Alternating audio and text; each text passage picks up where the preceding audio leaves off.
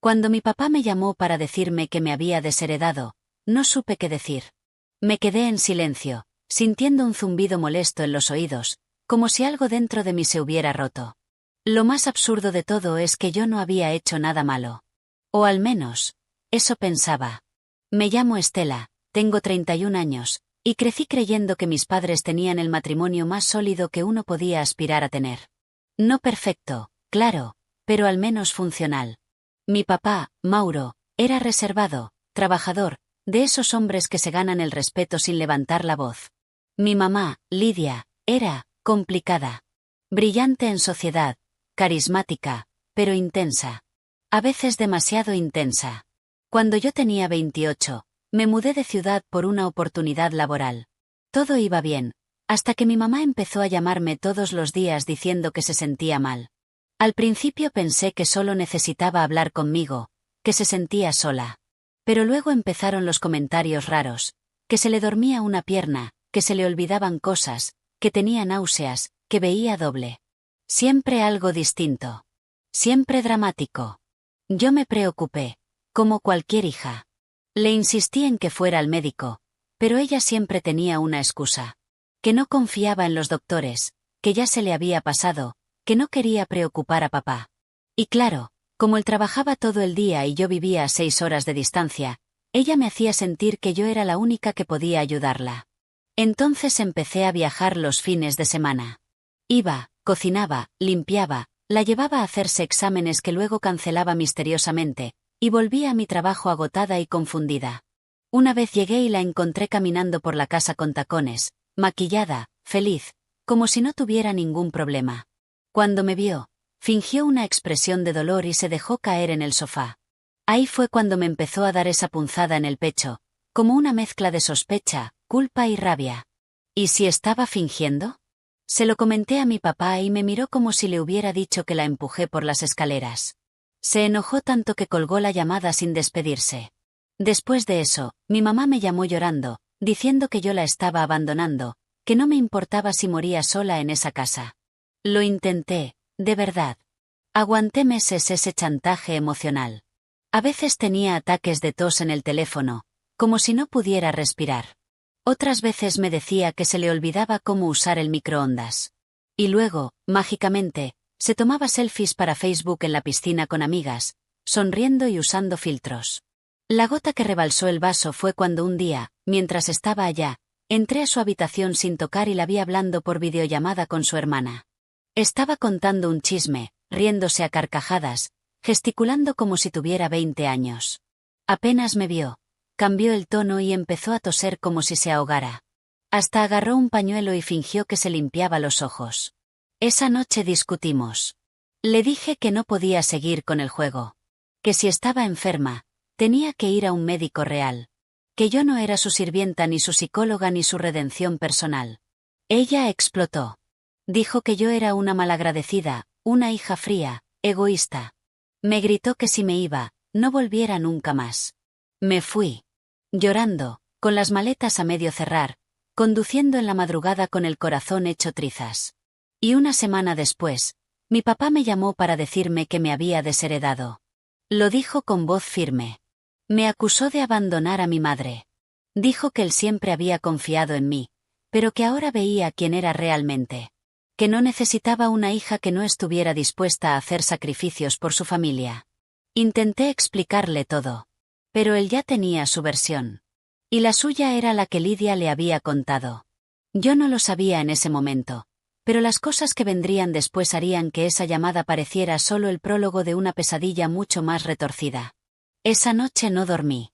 Me la pasé leyendo antiguos mensajes de mi mamá, repasando sus llamadas, buscando algo que me dijera: sí, estás loca. Te equivocaste. Ella sí está enferma. Pero no. Lo que encontré fueron inconsistencias. Contradicciones. Fechas que no cuadraban. Fotos que subía y luego borraba. Mensajes en los que decía sentirse mal el mismo día que publicaba frases de autoayuda con emojis de margaritas. Durante semanas, estuve tentada a volver. A arrodillarme frente a mi papá, a pedirle perdón aunque no entendiera exactamente de qué. Pero había algo dentro de mí que me decía que si daba ese paso, me iba a perder. que iba a terminar como ella. Entonces tomé una decisión que cambiaría todo. Le escribí a mi tía Ángela, la hermana de mi mamá, la oveja negra de la familia, según Lidia. Siempre se hablaba mal de ella en mi casa. Que si era una resentida, una chismosa, una desagradecida. Pero yo recordaba que, de niña, ella me dejaba pintar con témperas en su sala sin regañarme. Que tenía paciencia. Que me hablaba como si mi opinión importara. Le escribí sin muchas expectativas. Solo un hola, soy Estela, ¿podemos hablar? Su respuesta llegó en menos de 5 minutos. Claro, ¿estás bien? Nos vimos en una cafetería discreta. Apenas me senté, me miró y me dijo, ¿qué hizo ahora Lidia? Yo no había dicho ni una palabra. Me solté a llorar. Le conté todo. Que mi mamá decía estar enferma, que yo había estado viajando, que mi papá me desheredó, que nadie me creía. Que me sentía como si hubiera caído en una trampa de la que no sabía cómo salir. Y entonces Ángela me dijo algo que me dejó helada. Estela, tu mamá lleva haciendo eso desde que era adolescente. Finge cosas para manipular. Lo hizo con mis papás, con sus novios, conmigo. Pero con tu papá, fue distinto. Él siempre quiso creer que ella podía cambiar. Y ella supo cómo usar eso. Me contó historias. De cuando fingió estar embarazada para evitar que su novio la dejara. De una vez que se desmayó en medio de una discusión solo para hacer sentir culpable a su jefe. Que incluso fingió tener depresión profunda para que una amiga no se fuera a vivir a otra ciudad. Siempre se trataba de control. De mantener a los demás orbitando alrededor suyo. Yo no podía creer lo que oía. Era como ver piezas de un rompecabezas que nunca supe que estaba armando. Entonces le pregunté por mi papá. ¿Él nunca lo notó? ¿Nunca sospechó? Ángela suspiró y bajó la mirada. Claro que sí. Pero para entonces ya estaba muy metido. Tu mamá se encargó de aislarlo, poco a poco. Hizo que dudara de todos los que le decían la verdad. Lo convenció de que el mundo estaba en su contra. Excepto ella. Pero yo soy su hija, dije, con un nudo en la garganta. Sí. Y eso es lo que más le duele. Porque tú eras lo único que podía quitarle el control. Y ella no podía permitirlo. Salí de esa reunión con el estómago hecho un nudo y la cabeza a punto de explotar. Una parte de mí no quería creerlo. Pero todo tenía sentido. Dolorosamente, absurdamente, todo encajaba. Pasaron unas semanas. No me comuniqué con ninguno de los dos. Hasta que recibí un correo inesperado. Asunto, lo que debería saber. Remitente. Anónimo. Pensé que era spam. Pero abrí el archivo adjunto, por curiosidad. Era un vídeo. Grabado con un celular. Y en él aparecía mi mamá, en la cocina, hablando por teléfono. No sabía que la estaban grabando. No, Mauro no sospecha nada. Claro que no. El pobrecito cree que está cuidando a la pobre esposa moribunda. Es tan fácil. Lo peor es que Estela ya no traga entero. Pero no importa. Ya se fue. Ya no molesta. Mi mundo se detuvo. Me temblaban las manos. Me faltaba el aire. Quise lanzarme por la ventana o retroceder el tiempo, pero solo podía mirar la pantalla en bucle. Guardé el vídeo. Lo vi 3 veces más. Y supe que, por más doloroso que fuera, no podía quedarme callada.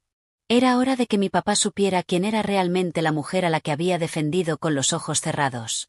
Y esta vez, yo iba a ser quien se lo mostrara. Al día siguiente no fui a trabajar. Llamé y dije que necesitaba un día personal. No mentí. Necesitaba aire, distancia, tiempo para pensar qué hacer con todo lo que sabía. El vídeo no era largo. Apenas 1 minuto y medio. Pero ese 1 minuto y medio era suficiente para destruir una imagen que mi papá había protegido por más de 3 décadas. Yo no sabía cómo lo iba a tomar. Me daba miedo. Porque una cosa era sospechar, y otra, ver con tus propios ojos que la persona que más amas te ha estado manipulando con total frialdad. Pensé en ir hasta su casa, mostrárselo en persona.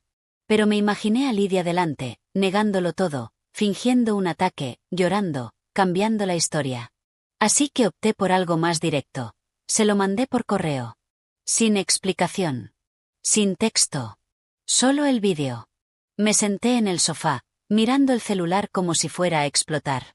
Pasaron 10 minutos. 15. 1 hora. Nada. Ni un mensaje. Ni una llamada. Empecé a pensar que tal vez no lo había visto. O que había borrado el correo sin abrirlo. O peor, que lo había visto, y había decidido ignorarlo. Hasta que a las 7:42 de la tarde, me llamó. No dijo hola. No preguntó cómo estaba. Solo dijo: ¿De dónde sacaste eso? Su voz sonaba hueca. Como si estuviera en otra habitación, o más bien, en otro planeta. Le expliqué todo. Lo de Ángela, lo de los fines de semana que fingía estar enferma, las fotos, las contradicciones. Le conté que me había hecho sentir culpable, que me hizo creer que era una mala hija, que me arrancó la tranquilidad durante años. Él no interrumpió ni una sola vez. Cuando terminé, hubo un silencio largo.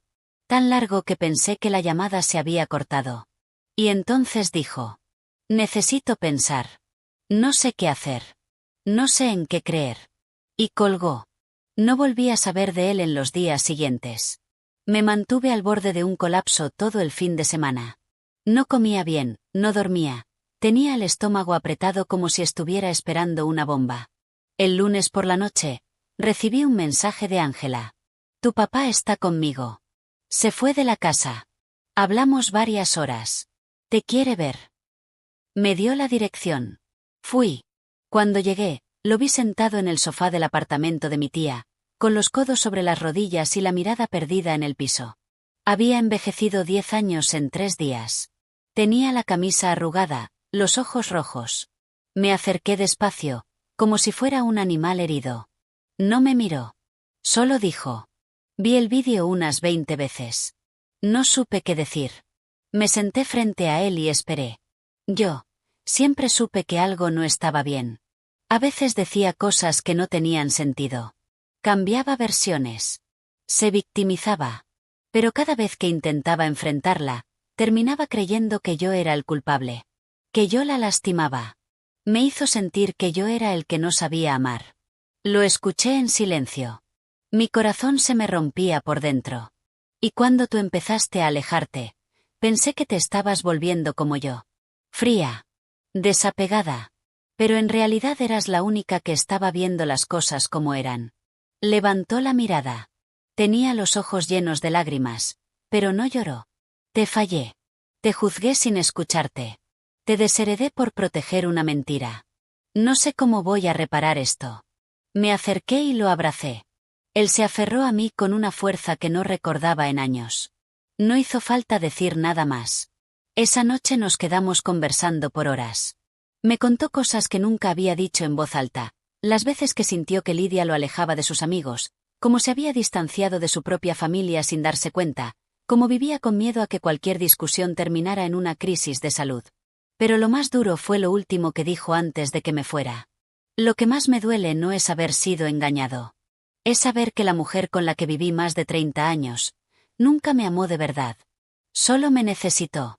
Y ahí supe que esto recién comenzaba. Porque Lidia no iba a dejar que su mundo se desmoronara tan fácil. Y yo tampoco iba a quedarme esperando a que se inventara otra enfermedad. La guerra apenas comenzaba. Cuando mi papá me llamó 2 días después de nuestra conversación, su voz ya no sonaba rota. Sonaba firme. Decidido. Me dijo que había hablado con un abogado. No para desheredarme de nuevo. Para iniciar el divorcio. Yo no supe qué decir al principio. ¿De verdad lo haría? ¿Después de más de 3 décadas de matrimonio? Me lo repitió con la misma calma. No quiero pasar un año más al lado de una mujer que jugó con mi mente, con mi hija, con mi vida entera. Y lo apoyé. Claro que lo apoyé. Pero yo sabía que Lidia no iba a quedarse de brazos cruzados. Y no me equivoqué. A la semana siguiente, comenzó la campaña. Primero, los mensajes de WhatsApp. Me escribió llorando, suplicando, diciendo que todo era un malentendido, que había sido una broma, que el vídeo estaba sacado de contexto. Que si yo la odiaba tanto, al menos no le quitara al único hombre que le quedaba en el mundo. No respondí. Luego vinieron los estados. Frases pasivo-agresivas con fondo negro. Cuando una hija se vuelve tu enemiga, es porque alguien la llenó de veneno. O fotos de medicamentos con subtítulos tipo Dios dame fuerzas para seguir. O selfies llorando, literalmente llorando, con emojis de corazones rotos. Mi papá también recibió su parte.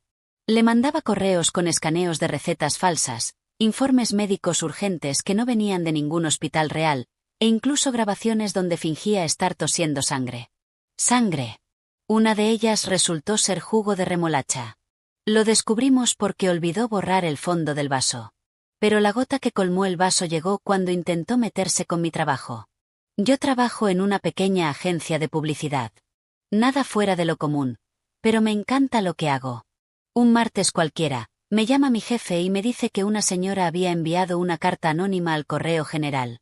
En la carta, alguien afirmaba que yo era emocionalmente inestable, que había abandonado a mi madre enferma, y que tenía antecedentes de abuso de sustancias, lo cual es totalmente falso.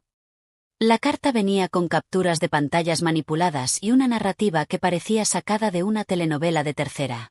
Yo sentí una mezcla de vergüenza, furia y desesperación. ¿Qué clase de persona hace eso? ¿Mi propia madre? Le conté todo a mi jefe. Le mostré el vídeo, los mensajes, incluso los estados de WhatsApp. Por suerte, él confió en mí. Me dijo que no me preocupara, que la carta era evidentemente un intento desesperado de sabotaje personal. Pero yo me sentí expuesta, violada emocionalmente. Porque ya no era solo su juego con papá, ahora se estaba metiendo con mi vida. Y ahí tomé una decisión que me cambió por dentro. Si ella iba a usar sus trucos para destruirme, yo iba a usar la verdad para acabar con su máscara. Publiqué el vídeo. Sí. En redes. No fue fácil. Me temblaban las manos cuando subí ese fragmento de su conversación. Puse un breve contexto, sin dar nombres, sin insultos. Solo dije, este es el tipo de manipulación silenciosa que muchas personas viven dentro de sus propias casas. El chantaje emocional disfrazado de enfermedad. Esto arruinó mi relación con mi padre. Pero ya no más. El vídeo explotó. No se volvió viral al nivel de millones, pero sí lo suficiente para que decenas de personas comentaran, compartieran, y escribieran cosas como esto mismo hizo mi ex, mi madre era igual, gracias por hacerlo visible. Y entonces, claro, ella lo vio. Y enloqueció. Me llamó 14 veces en una noche. Me dejó audios entre llorando, gritando, insultándome, rogándome. En uno de ellos dijo que iba a hacer que todo el mundo me odiara, que yo no sabía de lo que era capaz. Que si pensaba que había ganado, estaba muy equivocada. No respondí. Y al día siguiente, recibí una notificación legal. Mi madre me estaba demandando por difamación. Así, sin más. Como si fuera la víctima. Como si yo fuera la agresora. Llamé a mi papá. Me dijo que no me preocupara, que ya estaba en contacto con el abogado, que esto solo demostraba lo que ella era capaz de hacer. Pero yo ya estaba cansada. Agotada. Vacía. Y a pesar de todo, había algo en mí que todavía dolía más que todo lo demás. Yo solo quería una madre. Una real. Una que no tuviera que fingir estar enferma para recibir amor. Pero esa madre nunca existió. La audiencia preliminar por la supuesta difamación fue uno de los momentos más seriales de mi vida. Ahí estaba yo, sentada frente a un juez, con mi madre a pocos metros, fingiendo fragilidad como si estuviera a punto de desmayarse en cualquier momento. Iba en silla de ruedas, aunque todos sabíamos que no la necesitaba. Hasta el abogado de mi papá había conseguido un vídeo de ella caminando sola por un supermercado 2 días antes. Pero eso no fue lo peor. Lo peor fue cómo me miró. No como una madre que está decepcionada o herida. Me miró como si fuera una enemiga. Como si yo hubiera arruinado su obra maestra. Había algo en sus ojos que me dio escalofríos. Frialdad absoluta. Cero remordimiento. Su abogado presentó una versión tan retorcida de los hechos que por momentos pensé que hablaba de otra familia. Afirmó que yo había editado el vídeo para hacerla quedar mal, que todo era una campaña de desprestigio organizada por mi papá y yo para forzar el divorcio y quedarnos con sus propiedades. ¿Propiedades? Si la casa era de mi papá desde antes del matrimonio. Por suerte, el juez fue sensato. Solicitó una revisión técnica del vídeo. El perito concluyó que el archivo no tenía cortes ni edición. Era auténtico. Sumado a los mensajes, estados y los testimonios que mi papá y mi tía ofrecieron voluntariamente, la demanda fue desestimada. Pero la guerra no acabó ahí. Ella no lo aceptó. Empezó a llamarme desde números desconocidos, a crear perfiles falsos para atacarme en redes, y lo más repugnante, contactó a mi exnovio, a quien no veía hace 3 años, y le mandó el vídeo acompañándolo con un mensaje que decía: «Esto es lo que se convirtió tu ex. Mira cómo trata a su madre enferma».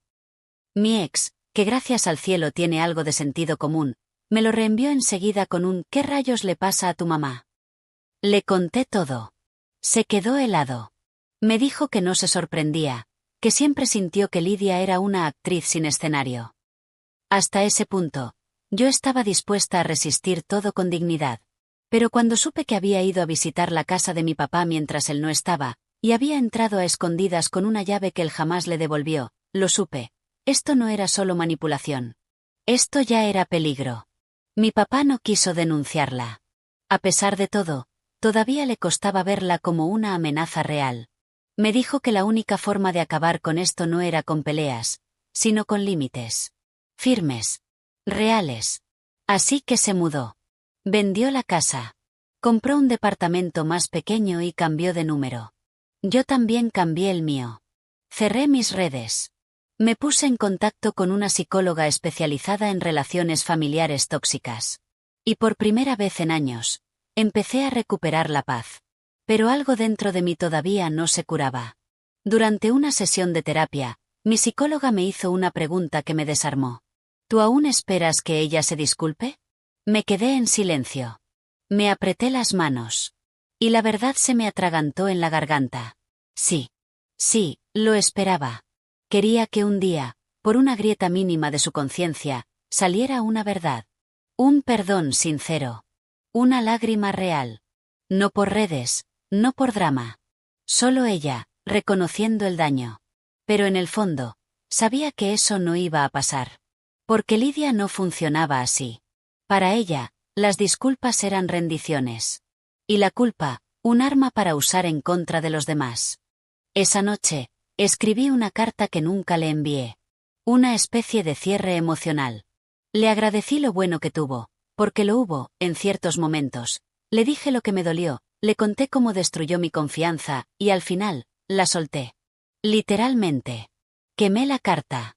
No para olvidarla, sino para liberarme. Y así pasaron algunos meses. Silencio. Nada más. Parecía que por fin había terminado todo. Hasta que un día, recibí un correo que me heló la sangre. Un asunto corto, asunto notarial, testamento de Lidia G. Mi mamá. Me estaba dejando algo. Después de todo. Y sí, lo que me dejó fue más retorcido de lo que jamás pude imaginar. El correo venía de una notaría en otra ciudad. Decía que Lidia había modificado su testamento hacía unas semanas y que yo aparecía como beneficiaria directa de una parte de su herencia. La primera reacción fue rechazo. Pensé que era otra jugada, otro truco bajo la manga. Una nueva forma de arrastrarme de vuelta a su red de manipulación. Llamé a la notaría para confirmar. Me atendió una mujer muy amable, que me explicó que sí, el documento era legítimo, que mi madre había comparecido en persona con su abogado, y que la cláusula que me concernía estaba claramente establecida. ¿Y qué es lo que me deja exactamente?, pregunté, con el corazón latiéndome como un tambor en el pecho. Una caja fuerte, con contenido reservado. Está bajo resguardo. Solo usted puede abrirla, con presencia de un funcionario. ¿Qué clase de broma era esa? Yo no quería nada de ella. Ni dinero, ni objetos, ni herencias envenenadas. Pero mi terapeuta, y también, para ser sincera, una parte curiosa y masoquista de mí, me convenció de ir. No para aceptar nada, sino para cerrar el ciclo. Así que fui. Un lunes por la mañana, sola. Llegué a la notaría con una ansiedad que me tenía el estómago apretado. El funcionario me recibió con una caja pequeña de acero. Me pidió que firmara una hoja y, tras verificar mi documento, me la entregó en una sala privada. La caja pesaba. Literalmente. Me temblaban las manos mientras giraba la combinación que me habían proporcionado. Y cuando se abrió, sentí un escalofrío recorrerme entera. Había una pila de cartas. Cartas escritas por mi madre. Selladas. Cada una tenía una fecha. Una por cada año de mi vida. Desde mi nacimiento hasta los 31. Había una carta más, encima de todas. Una nota que decía: léela si quieres entenderme. O quémalas, como tú decidas. Pero esta es mi última verdad. Me quedé paralizada. No supe qué hacer. Las llevé a casa. Estuve una semana entera sin tocarlas, mirándolas como si fueran un animal dormido que podía despertar y morderme. Hasta que una noche, con una copa de vino, y el corazón más vulnerable que nunca, leí la primera.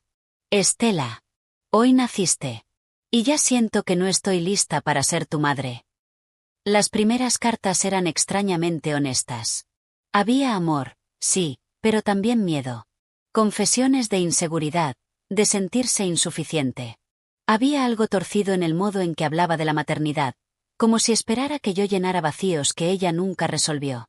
Carta tras carta, su voz se iba volviendo más cínica, más demandante, más oscura. A los 14, no sé cómo controlar tus cambios de humor. Me recuerdas a mí, y eso me asusta. A los 21, a veces te odio un poco. Porque tienes fuerza, y yo nunca la tuve. Y finalmente, la carta del año 31. Cuando me di cuenta de que ya no me necesitabas, supe que había perdido. No solo a ti. A mí misma. Tú aprendiste a vivir sin manipular. Yo no. Y ese es mi castigo. Esa fue la única vez que vi algo parecido a un reconocimiento. No fue una disculpa. Pero fue lo más cerca que estuvo de asumir lo que era. Guardé las cartas. No las quemé. No porque las quisiera conservar como algo valioso, sino porque son prueba de algo que por años nadie creyó, que la locura de mi madre no era invención mía. Que sí fue real. Que me marcó. Que me dolió. Pero que sobreviví. Esa noche dormí como hacía mucho no dormía. Sin sobresaltos. Sin esperar el siguiente golpe. Pensé que todo había acabado. Pero justo cuando empecé a recuperar mi vida, alguien tocó mi puerta a las 6:30 de la mañana. Era un hombre de traje. Un abogado. Vengo de parte de su madre. Hay un segundo testamento. Y ahí supe que lo que Lidia dejó no fue solo una caja. Fue una bomba. Y aún no había terminado de explotar. El abogado tenía una expresión tensa, como si ya supiera que no iba a ser una visita agradable. Me entregó un sobre lacrado, firmado con el nombre completo de mi madre. Adentro venía un documento de 3 páginas, un segundo testamento, fechado apenas 5 días antes del primero. Este reemplaza por completo el anterior, dijo el abogado, revisando su carpeta sin siquiera mirarme a los ojos. Su madre lo registró en otra notaría, en presencia de 2 testigos. Todo está en regla. Tomé los papeles con el corazón latiendo como un tambor de guerra. Y entonces leí. En este nuevo testamento, Lidia me desheredaba por completo. Todo lo dejaba a una organización caritativa recién creada por un hombre que nunca había escuchado, pero que, tras buscarlo después, resultó estar a nombre de su abogada personal. Era un cascarón legal. Pero eso no era lo importante. Lo retorcido, lo verdaderamente insano, venía en la cláusula final. Estela no recibirá nada material de mi parte, pero sí recibirá lo que más valoré en mi vida, el legado de mi versión de los hechos. A quien desee conocer la verdad completa, le dejo permiso para publicar mis cartas, mis notas y mis grabaciones personales. Que el mundo decida quién fui realmente. No quiero que me amen, quiero que me entiendan. Aunque sea demasiado tarde. No sabía si reír o gritar. ¿Eso era su herencia? ¿Una especie de biografía trágica para salvar su imagen? Era su última jugada. No una de amor. No de redención. Una de control. De legado. Volví a casa con los papeles en la mano, pero esta vez no me desplomé en el sofá a llorar. Me senté con calma, encendí una vela, y leí por última vez aquella carta del año 31. Esa en la que decía que me odiaba un poco. Que yo había logrado lo que ella no. Vivir libre. Y ahí fue cuando entendí. Toda su vida, mi madre no supo amar sin poseer. No entendía el afecto sin sacrificio. Su forma de querer era arrastrar a los demás a su pozo, para no sentirse sola en la oscuridad. Y cuando yo rompí el ciclo, cuando la confronté, cuando dejé de jugar su juego, se quedó sin control. Sin guión. Sin público. El legado que dejó no era más que una confesión a medias disfrazada de grandeza. No hice pública su segunda versión. Ni sus grabaciones. Ni sus últimas cartas. No por miedo. Sino porque ya no tenían poder sobre mí. Y eso, me di cuenta, era lo que más le dolería, la indiferencia. Hoy vivo tranquila. Mi papá está en paz. Va a terapia. Se volvió a acercar a su hermana. Está pensando en mudarse a otro país para empezar de cero. Me dice que me admira. Que le salvé la vida, aunque eso me haya costado la mía, durante un tiempo. A veces todavía me despierto con esa ansiedad antigua, ese impulso de revisar el celular para ver si hay otro mensaje manipulador, otra amenaza velada. Pero no llegan. Porque ya no pueden alcanzarme. Y aunque la historia con mi madre nunca terminó de cerrarse del todo, porque hay heridas que no cierran, solo dejan de sangrar, aprendí algo valiosísimo. No toda persona que te dio la vida sabe darte amor. Y a veces, lo más valiente que puedes hacer, es soltar, incluso si eso significa quedarte sin madre. ¿Fui cruel por exponerla? ¿Fui despiadada por no perdonarla? ¿Fui yo la mala? No lo sé. Pero sé que ya no vivo bajo su sombra. Y eso, para mí, es libertad.